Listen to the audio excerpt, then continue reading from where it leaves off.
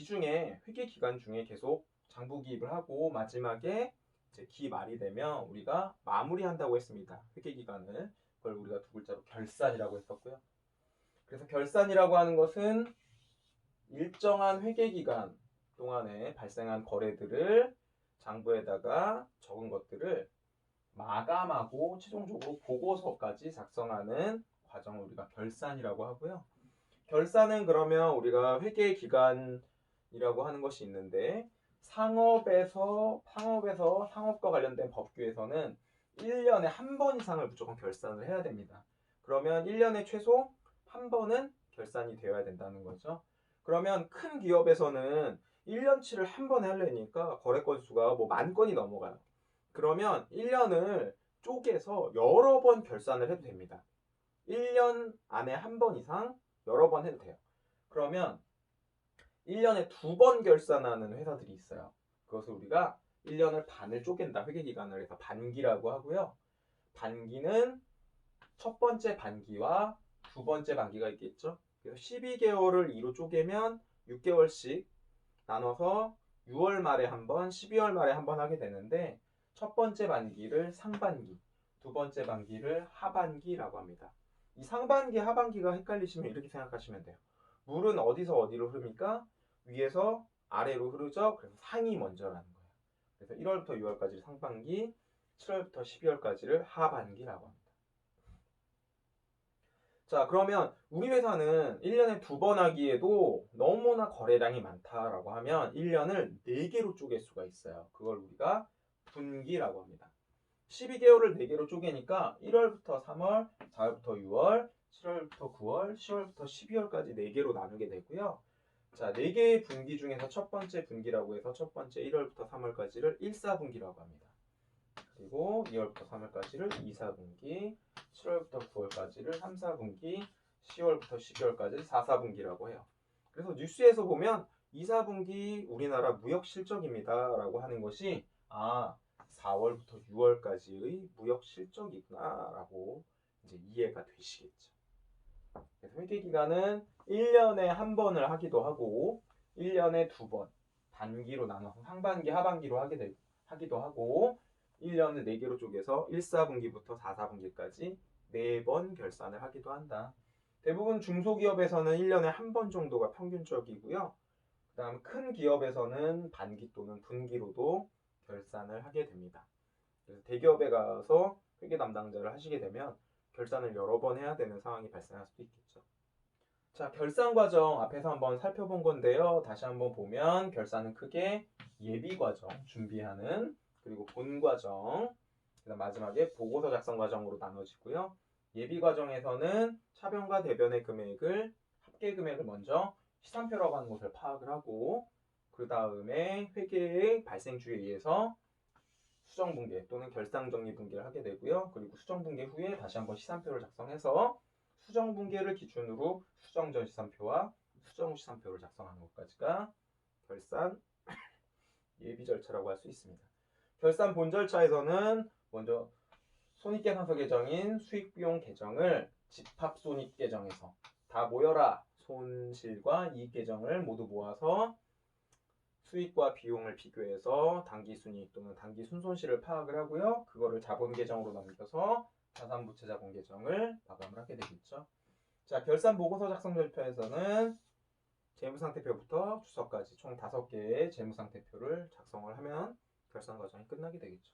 자, 시산표라고 하는 것은 대차평균 원리에 의해서 차변의 모든 계정의 합과 대변의 모든 계정의 합을 모아서 쭉 한 표에다가 검산해 보는 표를 우리가 시산표라고 합니다. 시산표의 종류에는 합계만을 모은 합계시산표가 있고요. 계정의 잔액만을 모은 잔액시산표가 있고 그 다음에 합계잔액시산표가 있습니다. 합계라고 하는 건 뭐냐면 차변에 현금이 100만 원이 들어왔고 대변에 현금이 50만 원이 나갔다면 차변 합계는 100만 원이 되겠죠. 그리고 대변 합계는 50만 원이 되겠죠. 그리고 차변에 100만 원 들어오고 대변에 50만 원 나갔으니까 잔액만 살펴보면 차변에 50만 원 남은 거죠. 그래서 그 잔액만 적어놓은 건 잔액시산표고 합계 금액을 다 적어놓은 것은 합계시산표가 되고 합계와 잔액을 동시에 표시하면 합계잔액 시산표라고 할 수 있습니다. 우리가 대차평균 원리에 의해서 시산표에서 차변과 대변의 합계 금액이 틀리면 발견할 수 있지만 이런 경우에는 발견할 수가 없겠죠. 차변의 건물 1,000원, 그냥 쉽게 1,000원이라고 합시다. 대변에 현금으로 구입했다. 1,000원. 근데 이거를 거꾸로 썼어요. 차변과 대변의 계정 과목을 거꾸로 썼다. 이거는 대차평균 원리에 의해서 발견할 수가 없죠. 왜? 금액은 같으니까요. 이러한 것들은 좀 발견할 수 없고요. 그 다음에 건물 대신에 내가 차량 운반구라고 잘못 썼다. 계정 과목을 잘못 기입해도 발견할 수가 없습니다. 그리고 이거 거래 자체를 싹 적어놓지 않았다. 라고 해도 차변과 대변의 합계 금액은 이상이 없기 때문에 시산표에서 발견할 수가 없습니다. 그러면 시산표에서 발견할 수 있는 오류는 뭐냐?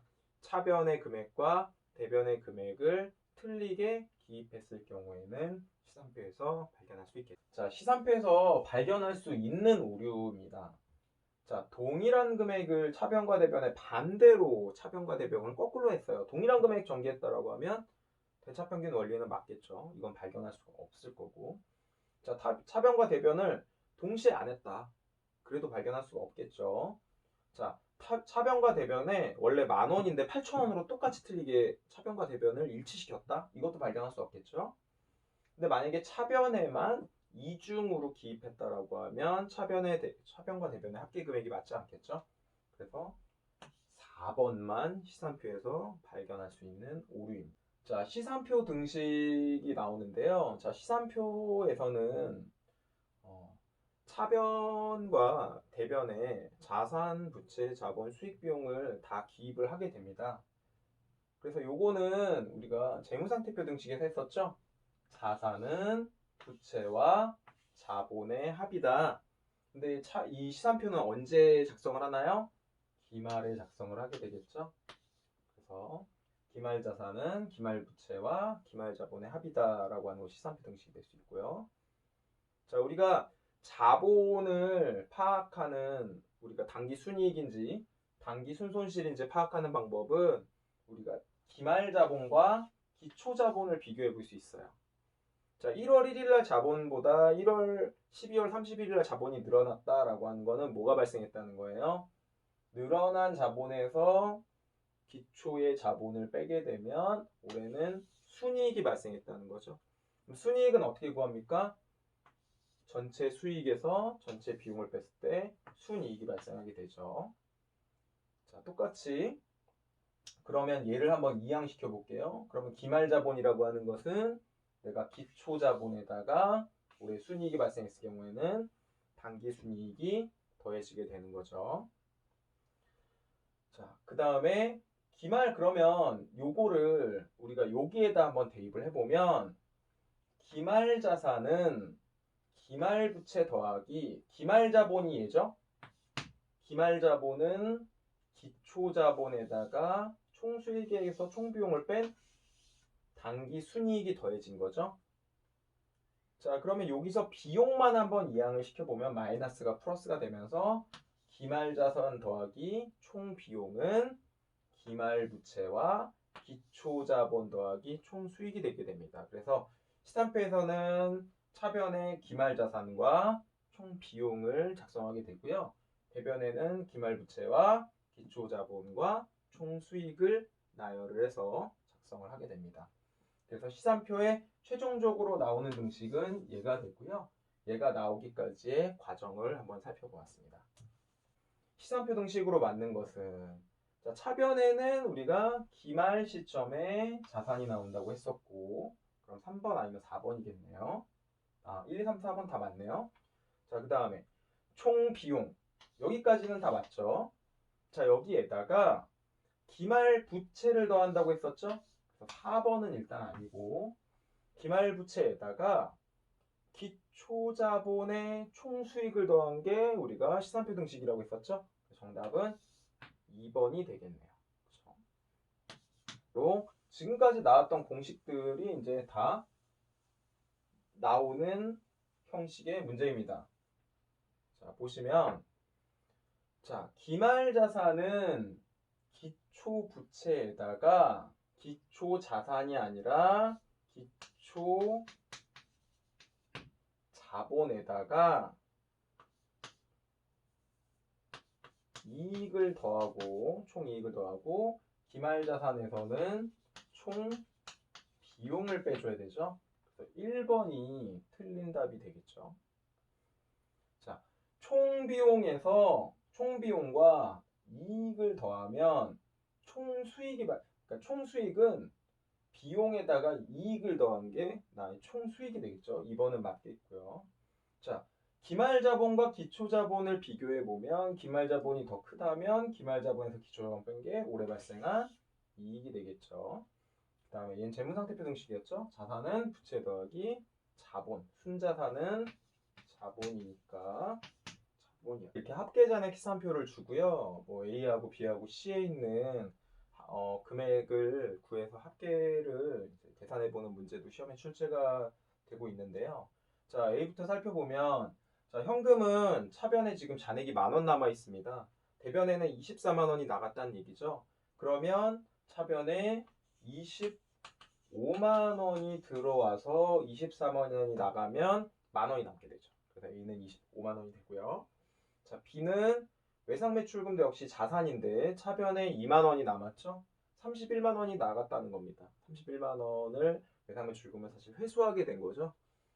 그러면 여기에는 33만 원의 외상매출금이 있었는데 31만 원이 없어져서 2만 원이 남게 되는 거죠. 그 다음에 외상매입금은 우리가 이제 살 때 외상으로 한 거니까 부채가 되겠죠.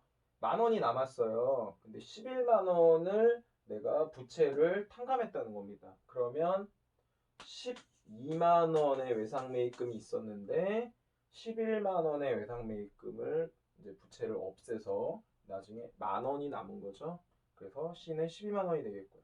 그래서 합계를 살펴보면 25만 원, 33만 원, 12만 원 더하면 총 70만 원이 정답이 되게 됩니다. 자, 밑에 자본금을 살펴보면 자본은 우리가 대변에 기입한다고 했었죠. 근데 합계잔액 시산표에 이 들어가는 자본금은 기초자본금이 될 거고요. 기초자본금은 50만 원 있었고, 자, 비용은 차변에다 적는다고 했습니다. 25만 원의 여비교통비라고 하는 비용이 발생해서 25만 원의 잔액이 발생했고요. 이자 수익은 11만 원, 대변에다가 11만 원이 발생해서 11만 원이 있었다고 했었죠. 그럼 올해는 오히려 뭐예요? 수익은 11만 원이었는데 비용이 25만 원 나갔으니까 순손실이 11만 원에서 25만 원을 빼면 마이너스 14만 원. 순손실이 14만 원이 발생했죠.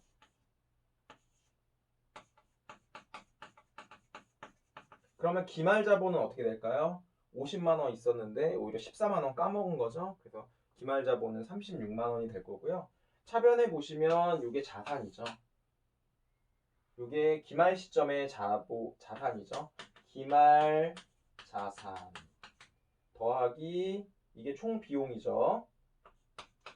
총 비용은 이게 차변이 될 거고 대변에는 이게 기말 부채가 되겠죠. 기말 부채에다가 기초 자본하고 총 이익을 더하면 대변이 되죠. 그래서 이게 대변과 차변의 합계 금액은 일치해야 된다라고 해서 시산표 등식이 기말자산 더하기 총 비용은 기말부채 더하기 기초자본 더하기 총 이익이 되는 거죠. 그래서 문제만 푸는 건 ABC 간단하지만 합계진학 시산표를 통해서 앞에서 학습했던 시산표 등식을 한번 봤습니다. 시산표를 작성했는데 차변의 합계 금액은 491만 1,200원이고 대변의 합계 금액이 588만 8,200원이었다고 합니다. 자, 대차평균 원리에 의해서 차변의 합계와 대변의 합계가 일치하지 않네요. 어딘가 오류가 있었다라고 하는데 이 세 가지 오류가 있었다라고 합니다. 자, 그러면 이 세 가지 오류를 정정하면 맞는 금액이 산출되게 되겠죠. 자, 첫 번째로 복리후생비로 잘못 기입했다라고 합니다. 송후품비여야 되는데 복리후생비로 잘못 기입했다. 금액에는 변동이 없어요. 개정 과목만 복리후생비를 소모품비로 수정해주면 됩니다. 그 다음 두 번째, 미수금 23,500원을 차변에 써야 되는데 대변에 잘못 기록했다고 합니다. 미수금은 뭐냐면 무언가를 팔고 돈을 아직 안 받아서 안에 밑자를 써서 아직 수령하지 않은 돈인데 그럼 자산이 되겠죠. 아직 수령 안 했으니까 수령을 할 거니까 이 자산을 대변에다 기입했다라고 합니다. 그럼 대변에는 23,500원이 오히려 감소가 돼야 되고요. 차변에는 23,500원이 증가가 돼야겠죠. 대변에 있던 걸 지우고 차변에 써줘야 되니까요. 그 다음 세 번째, 상품 재고 5만 원 있었는데 얘를 안 적었다라고 합니다. 누락시켰다. 그럼 자산이죠. 창고에 있던 상품 재고는. 그래서 차변에 상품 5만 원이 증가해야겠죠. 그래서 49만 1,200원에다가 차변에는 7만 3,500원을 더해줘야 되고요. 대변에는 2만 3,500원을 빼줘야 됩니다. 그러면 49만 1,000원에다가 7만 3,500원을 더해주면 56만 4,700원이 나오고요. 58만 8,200원에서 2만 3,500원을 빼면 역시 56만 4,700원이 나옵니다. 이렇게 해서 오류를 정정해서 합계 금액을 구하는 문제들도 출제가 되고 있어요. 결산 그 본 절차에서는 우리가 수익 비용 계정을 먼저 마감을 하고 그다음 자산부채 자본 계정을 마감한다고 했죠. 그래서 이거 실제로 장부에서 마감하는 절차가 있는데요. 이거는 전산회계 1급 자격시험에서는 출제되지 않는 부분이라서 그냥 간단하게 개념 정도만 알아보시면 될 것 같아요. 그래서 수익과 비용 계정을 우리가 집합손익이라는 계정 원장에다가 수익과 비용 계정을 모두 모읍니다. 이렇게 해서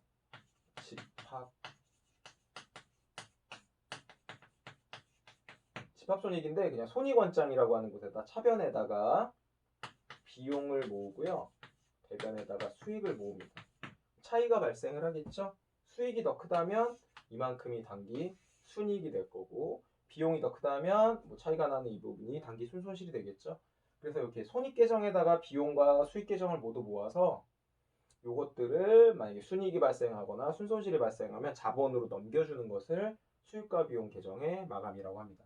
그래서 결과적으로 이게 단기 순이익이나 단기 순손실이 발생해서 이렇게 장부를 차변과 대변의 금액을 일치시켜줘서 넘겨주면 수익과 비용의 잔액은 모두 0이 되고요. 올해의 수익과 비용 계정은 마감이 되게 됩니다. 그리고 나서 자산부채 자본 계정은 내년으로 넘겨주게 됩니다. 이연시키게 되겠죠.